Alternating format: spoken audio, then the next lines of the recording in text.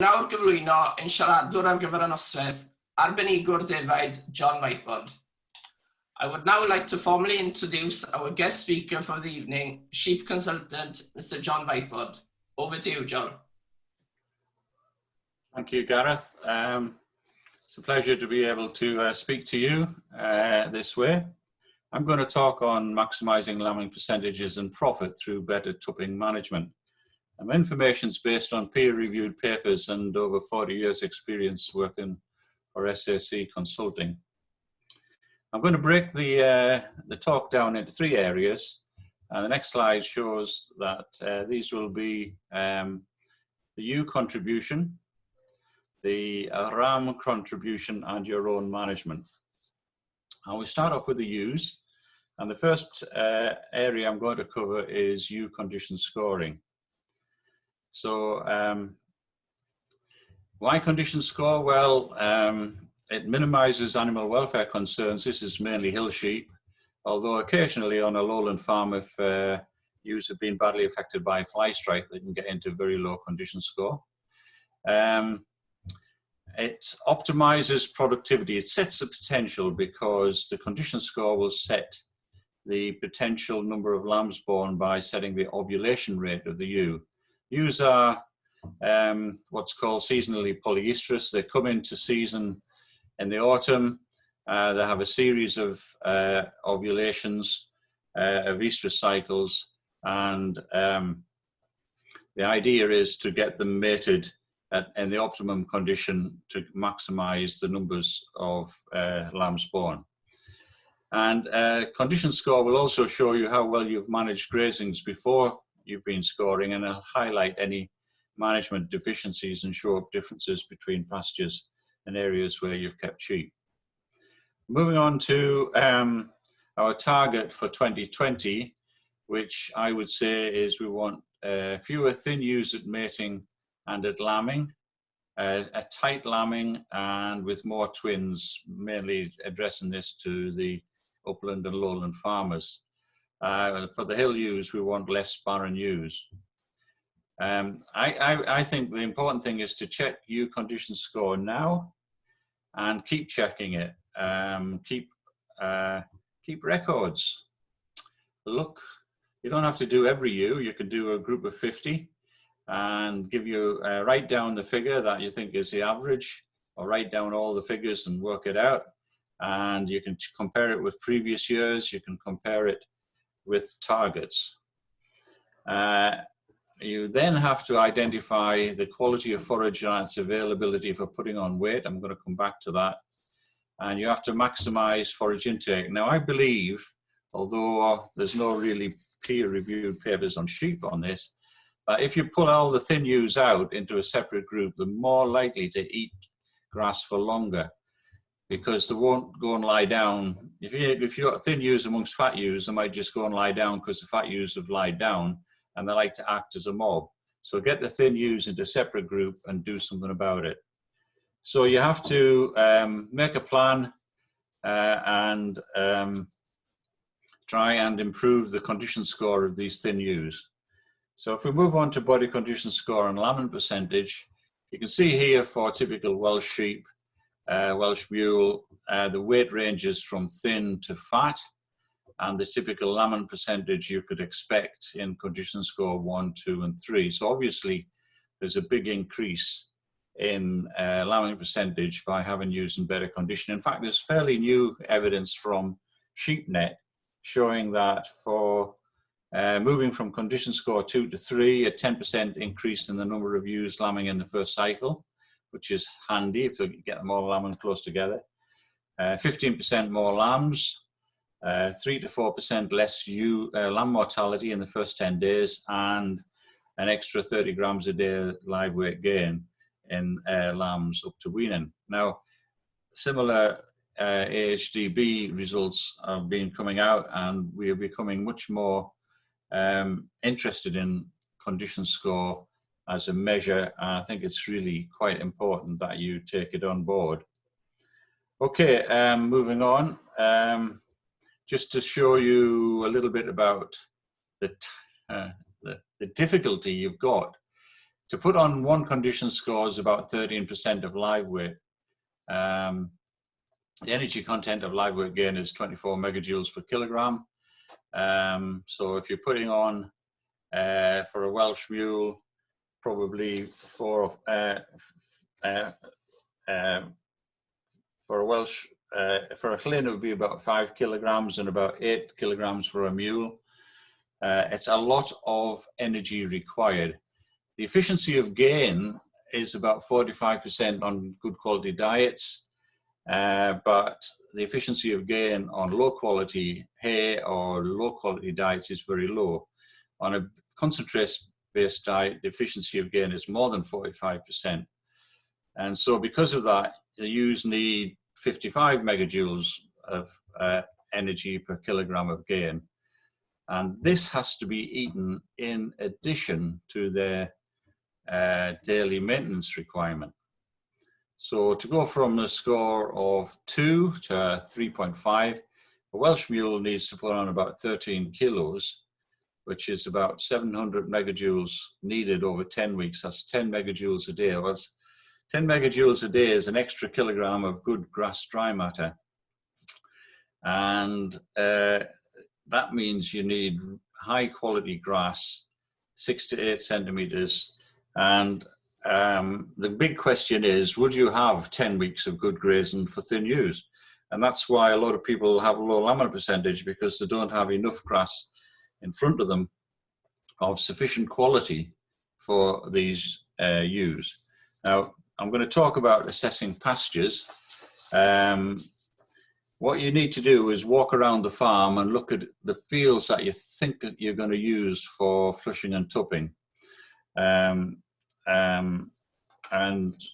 that you might use in the sort of run-up to mating. We can't measure the digestibility of grass in the field, but there's simple techniques I can tell you about how to do it. What you need to do is pinch and pluck grass from a few sites across the field and just accumulate it in your hand and then look at it. And basically what you're looking for is green leaf. If you've got a lot of stems there, the stems will be the same digestibility as the leaves, but will have a 20% lower intake because it takes longer to break them down. And the worst thing you can see are dead leaves, because dead leaves clog up the nutrition, the gut, and one dead leaf in 8 will halve the intake rate in lambs. So you don't want dead leaves in the sward surface horizon where the sheep are grazing, and that's where you're pinching the grass from. So assess the proportion of leaves, stems and dead grass and work out which are your best fields. And also look down into the base of the sward and think about how far you can graze down before you get into some dead material, because you'll find at this time of the year in the base of the sward there's quite a lot of stemmy material and dead grass. If you've got any clover, well, that's a great bonus. Clover has a 15% higher intake rate than grass, but avoid red clover. Well, you can use up to about 20% red clover, but anything more than that, 45 days either side of tupping, shouldn't be fed to ewes or rams. And the sward height also comes into it, because if they can't easily gather the material, they won't have a high intake. And what you're looking for is 3% of body weight, so you want 6 to 8 centimeter swards. If you're onto rotational grazing, you go in at 2,500 to 3,000 and come out at about 1,800. If you've got fat ewes, then they can be used to graze down the sward and prepare swards for tupping, and you would then graze them down to residuals of 800 to 1,000, probably in 3-day shifts. About 4 weeks on this sort of thing. They'll still be on a maintenance diet, and that'll not do them any harm. If we move on to the next slide, the reason why some ewes are thinner is usually because they've had insufficient recovery time after weaning. This is why ewes are thinner at tupping. Now, a lot of hill ewes will be like that, and I believe that you should really get weaned in August on a hill farm. because the grass is still of high quality then. When you wean a ewe, she's been eating a lot of feed and she's got high intake drive. And you need to be putting her onto something that she can eat with a reasonable digestibility. If you wean really late into October, well, by then the grass has really gone off, and although the ewe's got a high appetite drive, she can't eat much because the swards have low digestibility. Ewes that have reared twins and triplets will be thin. A lot of farmers think that ewes that are thin, it might be a trace element deficiency. Generally, it's quite rare, and you're likely to see more problems from likes of cobalt deficiency in lambs or slow lambs at birth if there've been a general cobalt deficiency on the farm. But you can blood sample unsupplemented ewes at the end of the summer and get some information. Also, you'll find that foot rot and long-term diseases can cause ewes to be thin. And the sensible thing to do is to sort your ewes out, put the thin ones, check the feet. Of course, you'll be doing your usual checking inside the teeth and checking udders to cull out the ones you want to sell, and put them onto your good grass. And in 3 weeks' time, check them. And if they're still, really thin and not right, I would consider that as a sheep that might be culled, because it could be a long-term problem there. You might give them 6 weeks if it's the weather's not too good, but if they're not showing reasonable recovery, then I would cull them. Fluke can cause a big reduction in lambent percentage. It's usually on farms where there's not been fluke before and the farmers don't recognize it. And I've seen a 40% reduction in lambent percentage due to that. So be aware that if it's been a wet summer, it has been a bit wet, what are your fluky fields, and check for fluke and try and avoid the problems associated with that. Obviously, start early with your condition scoring and your management. Okay, I've covered quite a bit. Obviously, you've got to spell your grass out, because it's no use getting your ewes really fit and then having no grass left to tup them on. So as an element of trying to improve pastures using your fitter ewes, if you're going to be short of grass, get your lambs away store and prepare for next year. It's a great thing with sheep. You always get a fresh start every year. So great to start with a ewes in good condition. I'm now going to move on to the ram contribution, because this is a different year. And for a long time, the focus has been on ram genetics for growth and carcass. It's mainly looking at terminal sires.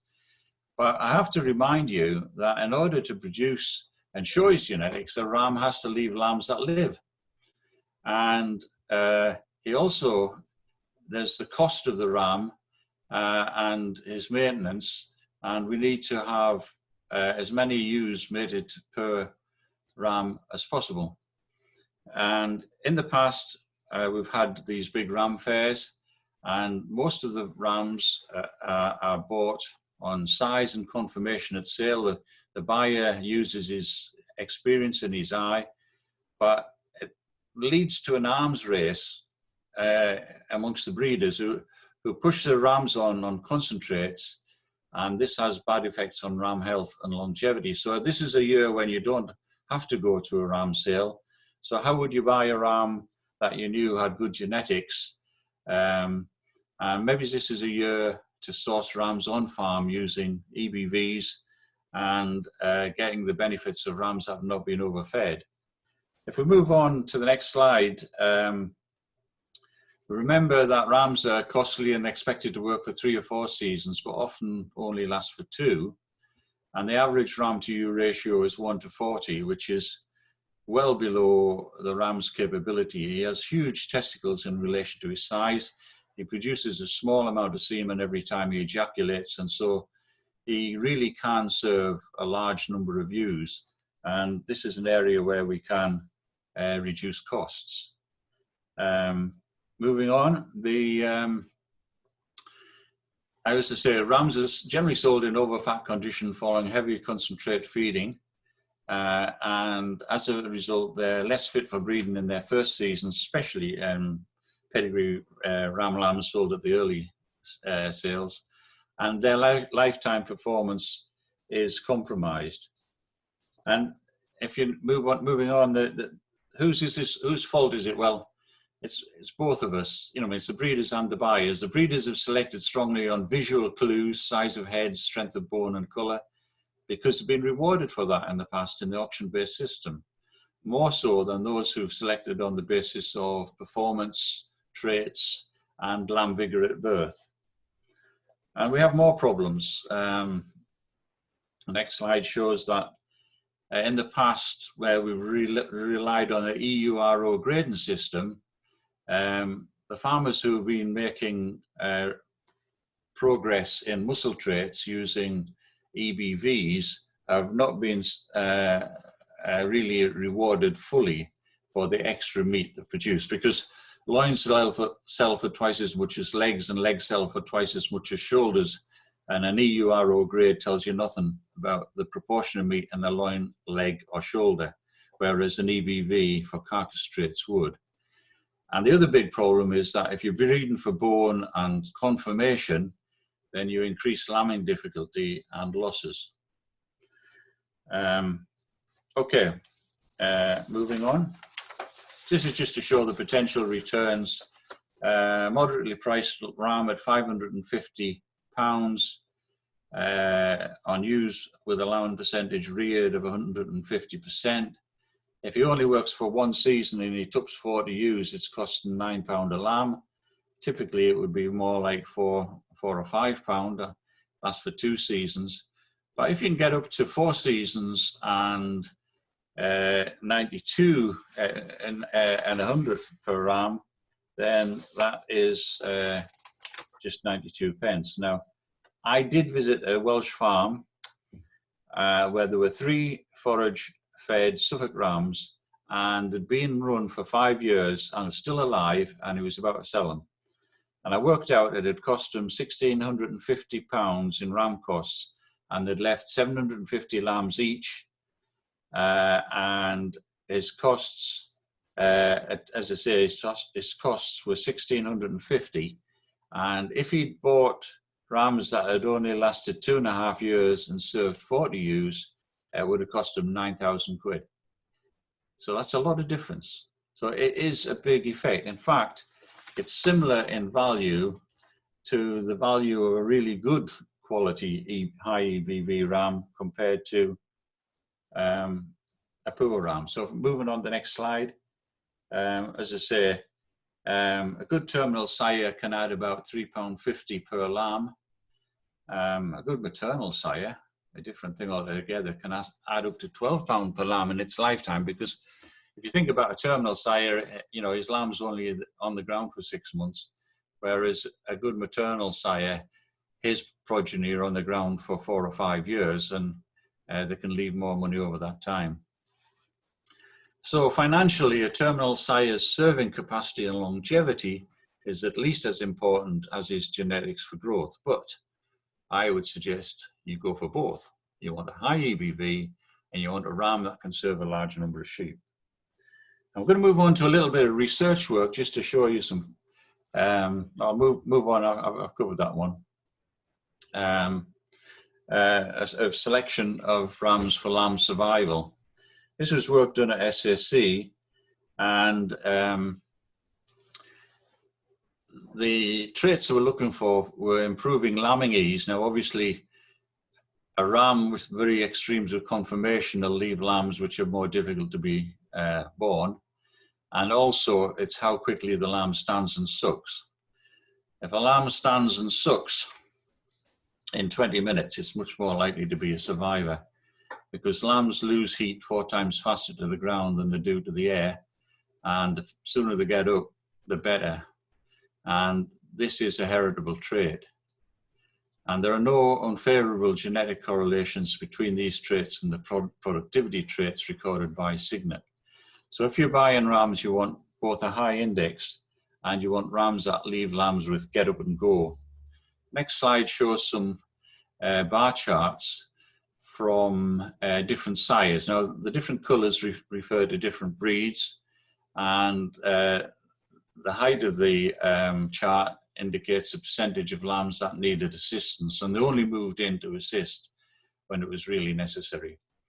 The red ones were a hill breed, and the two other ones were terminal sires. Now, the important thing to realise is there's a huge amount of variation between the sires. Each bar represents 15 lambs from a different sire. Each sire is one bar. And you can see that there's more variation within a breed than between breeds, and that some sires leave lambs that need very little assistance, and some sires leave lambs that need an awful lot. And I think that's an important trait if you're trying to reduce your labour at lambing time, and obviously trying to save lambs, because lambs that need assistance tend to not survive as well as ones that are born naturally.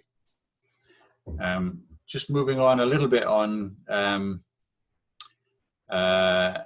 farmers who've tried to reduce the problems associated with lambing difficulty by recording their own ewes. Over about 15 years, I was working with a large-scale sheep group in Scotland that was selecting for easy care traits.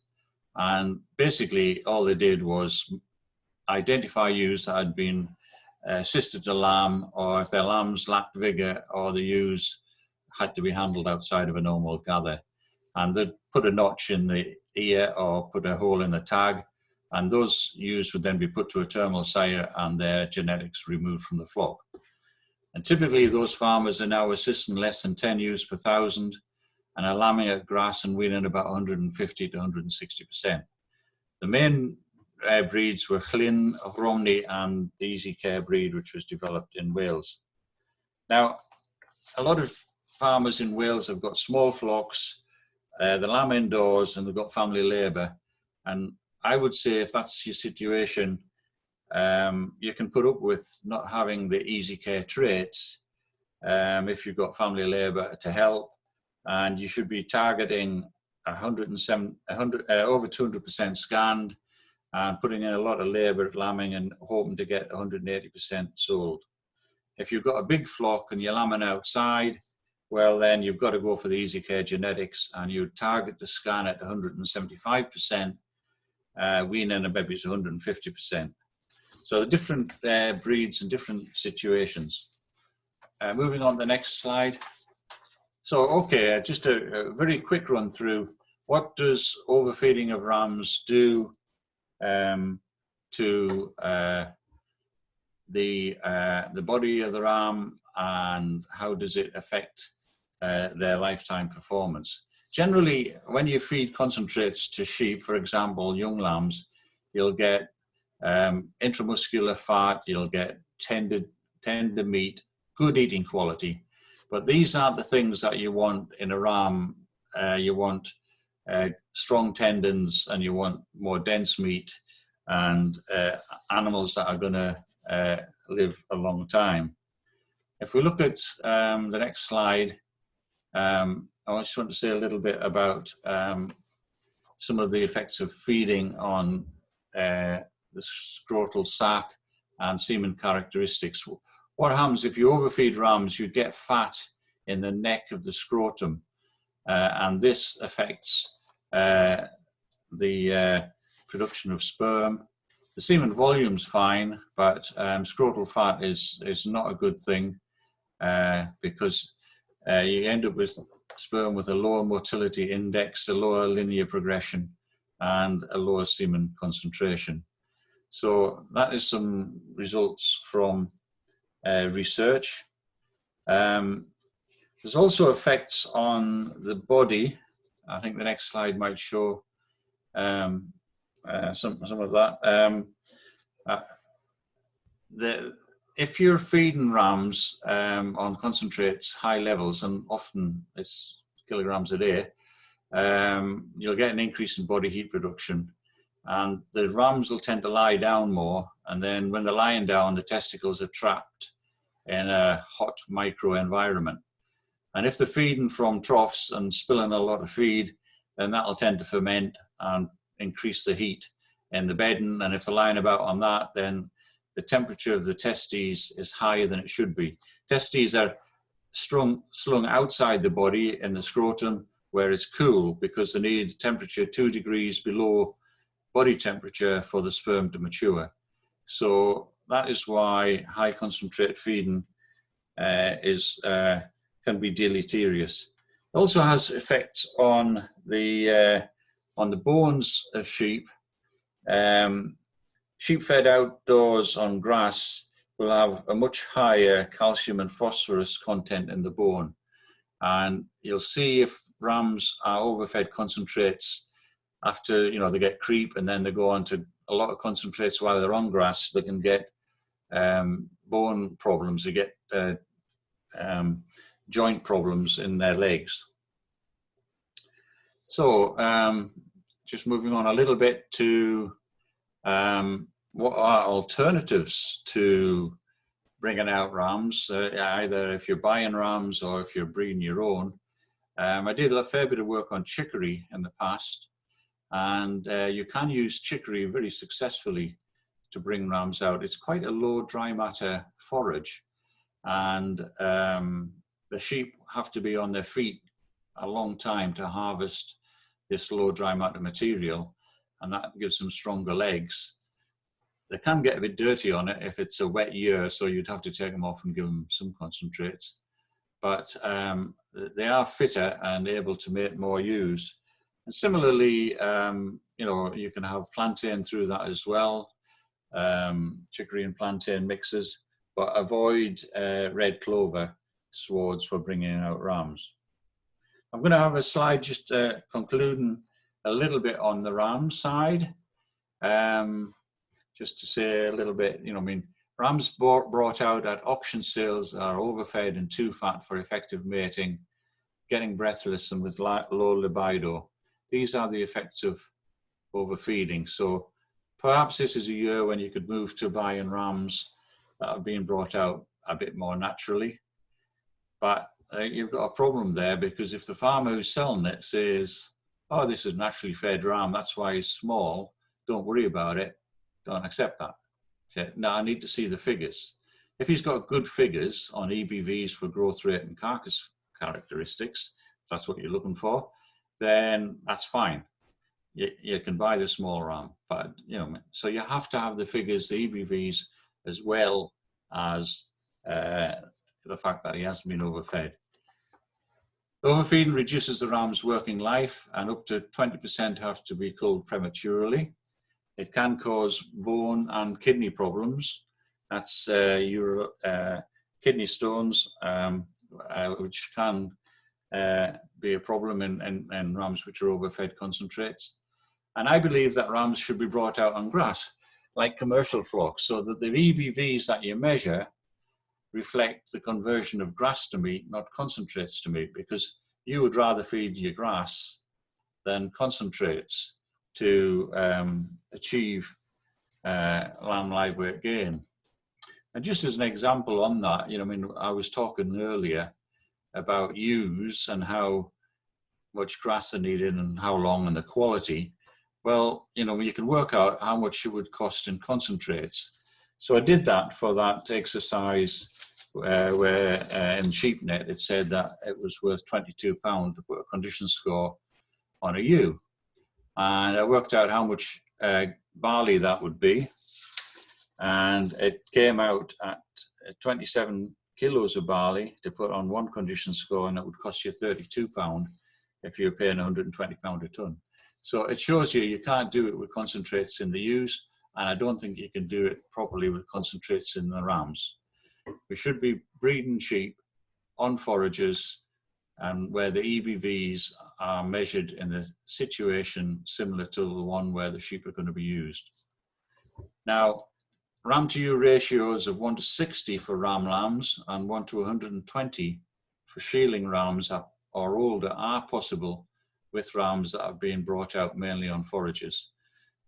Plenty of people I speak to have been doing this, and some are even exceeding the 1 to 120. It's totally possible, and The other thing I would do if I was mating is reduce the time the rams are out to 28 days, provided the ewes are in good condition. If you've got your condition right, you've done your work on your condition scoring, you've brought your ewes out into good condition, then I think 28 days is long enough for rams to be out. The first year you might get the odd slightly smaller numbers, but the ewes seem to recover. Most of them are going to be tupped in the first 17 days, and you get a shorter lambing period. Towards the end of lambing, you're probably had enough anyway, and 28 days I think is a long enough tupping period. If you have bought rams and they have been overfed, and you find that they absolutely melt over the tupping period and lose a lot of condition, because they've been overfed concentrates, they will need refeeding. And you'd normally do that at 0.5 kilogram of concentrates a day until condition score 2.5 to 3 is achieved. But if the rams are really thin, below score 2, then you'd need to feed them twice a day at that rate. Generally, you don't need to feed rams when they're being out tupping, although some people with blue-faced Leicesters that are very thin-skinned and the tupping hill ewes, maybe up in the hill a bit, would use maybe a pound a day of whole oats or something like that. Train the rams to eat the feed before you start tupping, and then get them to come to you and feed them every day. Keep the condition on them, particularly if you're tupping under difficult conditions in a hill environment. Just a little bit about tupping management. I said I would cover management at the end. Generally, it pays to have rams in groups rather than as single sire mating. The reason for this is that when we did trials, when we were mixing semen for using in AI, we found we got a higher conception rate and more lambs. And it would appear that some rams might be a little bit deficient in one of the components of the ejaculate, maybe it's fructose or one of the things like that. And if you mix the semen, you get a better result. Now, if you work in single sire mating groups, you're going to lose out on that. And also there's a chance that a ram might be barren. He might not be leaving lambs. And therefore you're going to be then, 3 weeks later with his lambs. Single sire mating groups are for pedigree breeders, not for commercial guys. Don't go down that route if you can avoid it. 3 rams in a group is a good number. While you're mating, over the mating period, a good rule of thumb is to eat half the green dry matter on offer in the field. So even if you've got ewes fat and you're trying to keep them going, for that 28 days of magic, that's the 28 days when the ewes are the most important sheep on the farm, when the tup's out with them, you do not want to hold them back at all. So keep them moving, and ideally eat half the green dry matter on offer, graze the sward down, keep them out of the lower sward horizons. There'll be more worm larvae there. There could be some endocrine disruptors from things like Ziara leone, which will appear on mouldy grass. And so you want to keep the ewes away from eating that stuff and just keep them on the best stuff at the top. Once you've got through the 28 days, after that, they can be on maintenance. That's ewes. Normally, after mating, your ewes need to be kept at maintenance, and this is the problem on a hill farm. If your ewes are really thin after mating on a hard hill place, they've kind of got an escape clause in the pregnancy contract, which says that if the ewe is really thin and hasn't enough reserves and she's carrying 2 lambs, she can reabsorb one. She'll do it in the first 11 days. It's called partial failure of multiple ovulation, and it happens quite frequently.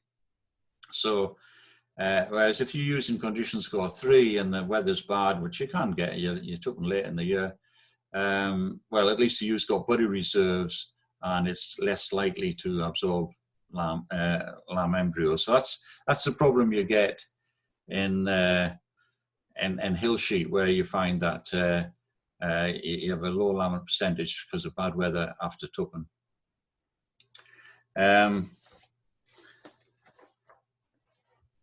If you've missed the boat and ewes are still thin and it comes up to lambing, then you can feed concentrates over the tupping period, but obviously it interferes with grazing. You could use a snacker to reduce it. I have done trials on the use of supplementary feed blocks. This was with male lambing farmers who were tupping in December. And we used a soft type of block, which had an intake of about 250 grams a day. And on 4 out of 5 farms where the sward height was below 6 centimeters, we got a response which would cover the cost of the blocks and leave a bit. So it did pay. Didn't manage to detect any increase in condition score. So I'm not sure how it worked. I think it maybe it's just increased their daily intake, and maybe you got an extra ovulation because of that. Another area just to be careful on is ewe lambs. Ewe lambs, when you're tupping them, you're trying to get them up to 60% of their mature weight by the time they're tupped. And if you haven't achieved that, it's not a good idea to overfeed them and keep feeding them after tupping, because that'll reduce the numbers of lambs that are born and you get smaller lambs. The reason for that is when sheep are fed high amounts of feed, there's more blood goes through the liver, and as it goes through the liver, most of the progesterone that's in the blood is removed. And that progesterone is important for the maintenance of early pregnancy. And that similarly with some of these breeds like the Aberdale, you would avoid that. You'd avoid feeding high levels of feed over the mating period to sheep which have got these highly prolific genes and don't need to be flushed. So just to finish off, I was going to say a little bit about pre-mating ram checks. Obviously, your stock rams need checking, and you do this 12 weeks pre-mating for conditioned feet and head sores in order to have time to sort problems out. It takes sperms at least 6 to 8 weeks to mature. So if you're on a farm, for instance, that's short of selenium, then you'd have to get supplementary selenium into the rams 12 weeks before mating. Selenium is involved in sperm transport. It's something to do with the tail, and so you do need to get your selenium in early, 12 weeks for tups and at 6 weeks before mating for ewes. You've got to check the teeth that the incisors meet the padded right angles, so that the tup will leave lambs that are not going to have problems due to the teeth. And you can feel for lumps from outside of the jaw for cheek teeth issues. You've got to check feet and legs for foot rot and interdigital growths. You get these on these very heavy tups, and it's not a problem you can sort yourself or bring the vet in for that one. And certainly try and get all these, problems sorted before tupping, but inevitably, just as the tups are about to turn out, there always seems to be something goes lame. It's quite simple to do your simple on-farm check for breeding prowess. Check both testicles move freely in the scrotum, the same size and the same hardness, firm, not solid, and there should be a small walnut-size lump at the base of the testicle felt through the scrotum, and this gets hard just as the ram comes up to the mating season because it's full of sperm. Also, you'll find that there's the rams show redness under the legs when they're coming into the mating season. You can smell them as well, but basically they'll get a lot of blood vessels close to the surface of the skin. It's just an anecdotal point here. I have no real evidence, but it would seem to me quite a good thing. If you're dipping sheep prior to tupping, then it's not a good idea to dip tups in strong dip.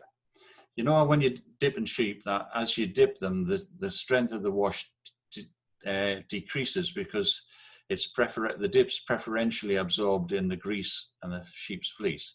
So, and although rams are big and hard to turn over in the tub, put them in last if you are using diazinon type dips to control various problems of scab and fly strike and whatever. Okay, as I say, multi-sire mating groups. Keep ewes gaining weight by grazing off half the sward height and moving on. 25 ewes per hectare. It's a good stocking rate. And obviously, if you're working rams at high ewe to ram ratios, if he's got to cover and find 100 ewes, then you don't want them scattered over 40 or 50 acre, do you? You want them fairly tight together. And if ewes see other ewes being mated, it tends to bring them into season, and so you get a really tight lambing period. So good to have them at a high stocking rate and keep moving them. And just finally on teasing ewe lambs, I would put a teaser. Teaser's a ram which has been vasectomized, and you have to do that well in advance of when you're going to use them. And he goes with the ewe lambs for 14 days, and then when he comes out, you put the rams in. And for a flock where you have got terminal sires, generally the first ewes that lamb tend to have triplets, so you're not looking for, basically you're looking for ewes with singles in the main mob where you can take a lamb off a ewe lamb and put it onto the single, the mature single, and she can rear it, and then the ewe lamb only has one lamb to rear. Much better for them than rearing two. And so I would say mate the ewe lambs a week later than the ewes in the main flock. But if you're using your own terminal, if you're breeding your own replacements, you might want to use your own tups. So you'd probably just mate the ewe lambs a fortnight after the main mob with your own tups. So I'll take them out of the main mob and put them across into the ewe lambs. So that's most of what I wanted to say. I am really looking forward to your questions.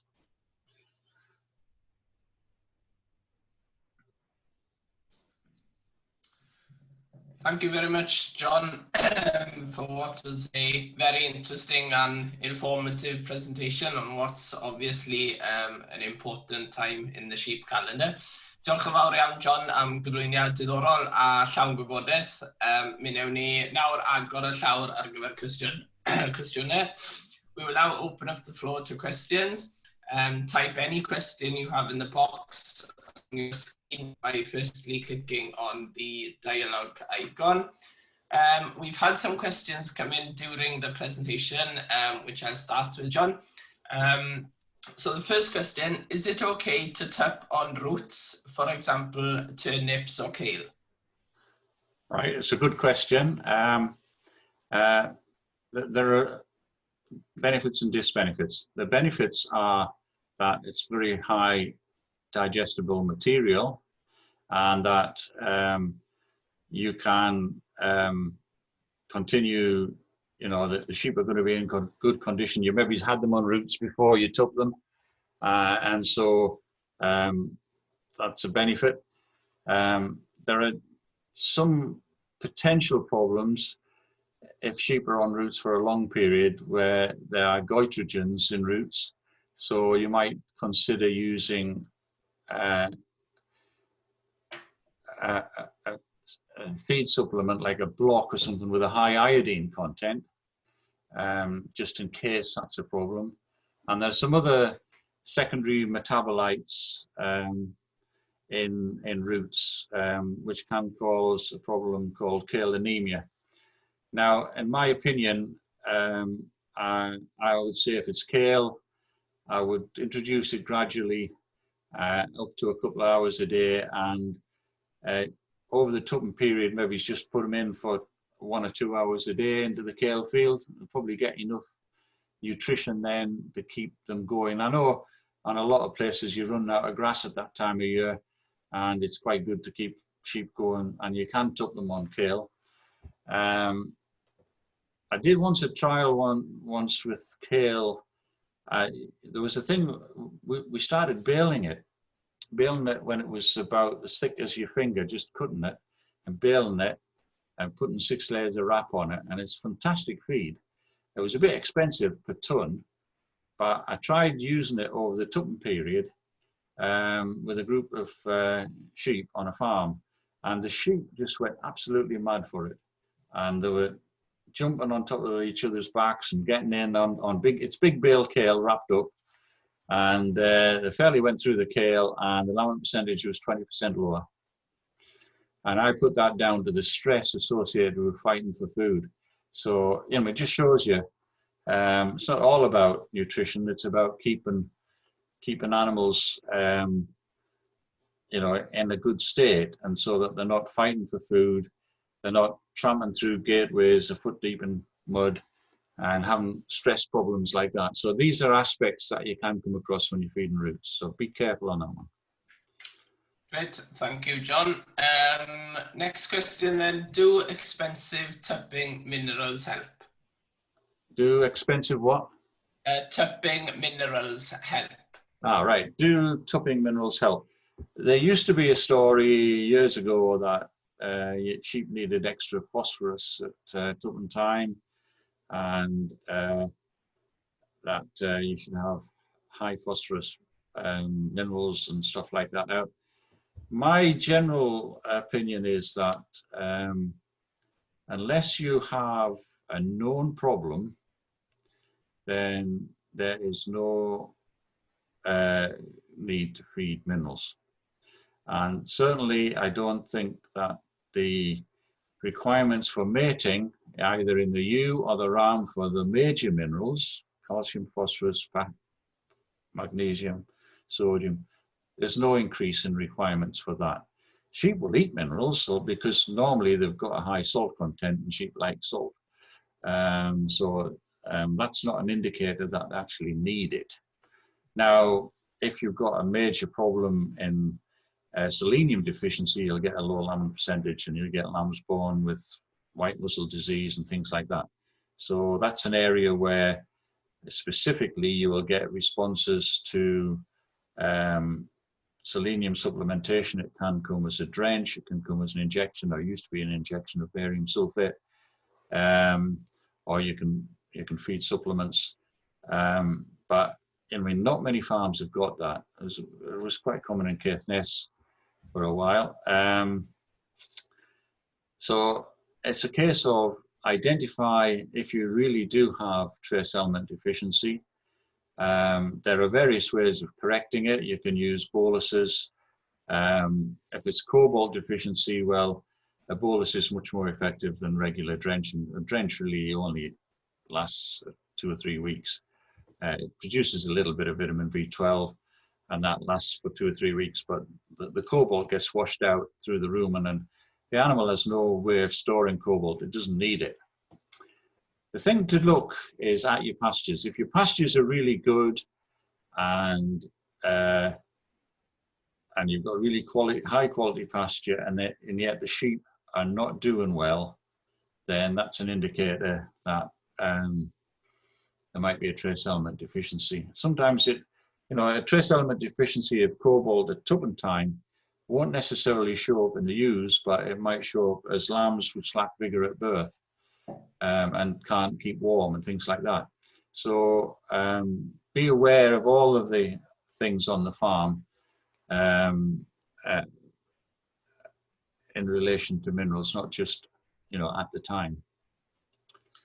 Great, thank you, John. I think we've had one or two using the raise hand option for questions. Can I just remind you to use the Q&A chat box and type in your question if you do have a question to ask. Moving on to the next question. If you need to treat a ram with antibiotics prior to tupping, can this affect fertility? If so, how long does it affect them for? The antibiotic won't affect the fertility. The problem will have been what the sheep had to have the antibiotic for. And the big problem is a rise in temperature.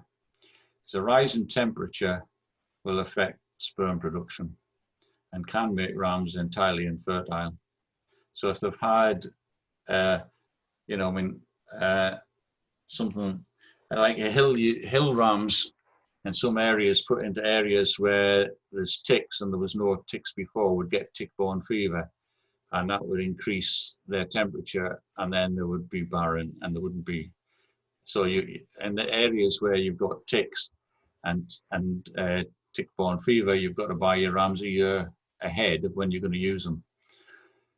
That's an example of, you could treat tick-borne fever with antibiotics. Antibiotic, I'm not sure, I think that's maybe a question for a veterinarian, but I'm just giving an example of what I think. But whatever you're doing, if you have to treat, it's got to be done as, as far away from tupping as possible. Yeah, thank you, John. And as you say, it may be a question to ask the local vet or something on that as well. Then we've got the next question. How often do ewes come into season? How often, sorry? How often do ewes come into season? How often do ewes come into season? Yeah. The ewe comes into season depending on the breed, in any time from August through till September, depending, my hill ewes come in later, Suffolks will come in earlier, and Dorset Downs and things like that will even be in season in July. And they tend to, the factor that controls it is decrease in day length. So after midsummer, when the days are getting shorter, you'll see it. You see the ewes starting to group up in the field even before the tup goes out, and they tend to be more in a mob. They're coming into season. What happens is the ovary has got follicles in it, and they develop in waves, and they get so far, and then they don't quite produce an egg, and then the next time, and finally you do get an egg. So the first heat is silent, and then the next heat the ewe will show estrus. They're called polyestrus, and they'll go on cycling through until March. A lot of people think that the later cycles are less prolific, and that the sheep, you should catch them on the second cycle or something like that. But I did some trial work, or a colleague of mine looked at using ultrasonic scanning and counted the ovulation sites on the ovary. And we were looking at this in relation to male lambing or lambing at grass, where the sheep were tupped later, and we didn't see any reduction in ovulation rate right through until the middle of February. So I think that you get a lower lambing percentage if you lamb in May, tupping in December, but it's probably just due to the ewes being losing condition and being bad weather at tupping. And you generally get about 20% less lambs if you tup as late as that. Best to try and catch sheep, as I say, second or third cycle. Great, thank you, John. I think we've got time for just one more question. To get lambs for early market, would you consider tease the rams or would you sponge the ewes? Good question. Should you tease sheep or use sponges? And just a little word on the sponge. The sponges contain progestogen, which is an analog of progesterone. And progesterone is the hormone which kind of holds up ovulation, stops it, and so that, a bit like putting them on the pill. So the sponges go in for 14 days. When you pull the sponge out, you reduce the level of progesterone in the system. And if the ewes are in season, then they'll all come in to heat on the same day. They'll all come in 24 to 48 hours after sponge withdrawal. If you give an injection of pregnant mare serum at sponge withdrawal, you'll get a tighter pattern of development and you get a higher lambing percentage, but that's another cost. The benefits of the sponges are that you can time it so that if you're going to take time off work to do, a small flock or something like that, you can say quite accurately when they're going to lamb. They will lamb 143 days after tupping, not 147 as it says in the books. The first lambs will appear on day 143 and they'll lamb through till about day 150, and there'll be 3 days when there's no ewes lambing, and then they'll start again with the repeats. So sponges are quite handy. I did the early work, I did the early development work and wrote the booklet on sponges back in the 70s, believe it or not, 80s maybe. And sponge technology works. Personally, when I'm putting sponges in, I put them in a bag and with antibiotic powder and shake them up, and that prevents adhesions of the sponges. But there's various creams you can use as well, so whatever. Teasing is another effective way of synchronizing estrus, but won't be as tight a lambing as you get with sponges. So teasing, I would say, was more likely to be using for ewe lambs or something like that, to try and encourage them to get into lamb over a shorter period. It's their first mating, whereas you wouldn't be wanting to put sponges into ewe lambs. It's a bit more difficult to put sponges in. So I would say if you've got a flock of draft ewes or something like that and you just want a short lambing period, I would use sponges. If you've got ewe lambs or gimmers at their first mating or shearlings at the first mating, I would use a teaser. Good. We've just had another question through, which I think we'll try and squeeze in quickly. Yeah. If we want to have a more staggered lambing, how long would you let each batch run with the ram, and would you overlap groups or let each group have a set time and then start the next group? All right, it's about batch lambing. Personally, I wouldn't do it.